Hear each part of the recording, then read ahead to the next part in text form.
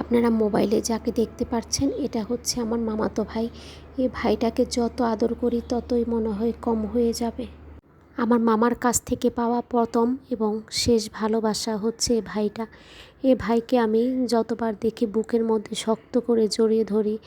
আর এত যে পাপ্পা দেই মানে অনেক, আমার এত কান্না আসে ওকে দেখলে, মনে হয় জোর করে চিৎকার করে কাঁদি আর মামার স্মৃতিগুলো মনে করি।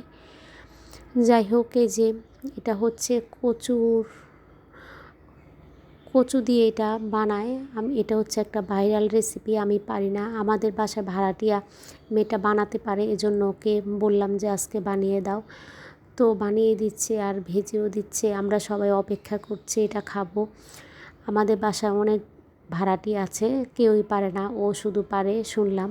তো ওকে বললাম, ও তাই বানিয়ে দিল। আজকে বৃষ্টির দিন ছিল, আমি সকালে চলে আসতাম শ্বশুরবাড়ি, কিন্তু আসি নাই এটা খাওয়ার জন্য। আমি ভাবলাম যেটা খেয়ে আসি। আর বেশি করে কচু এটা বানিয়েছে। আমি কিছু কাঁচা নিয়ে আসছি আমি নিজে ভেজে খাওয়ার জন্য।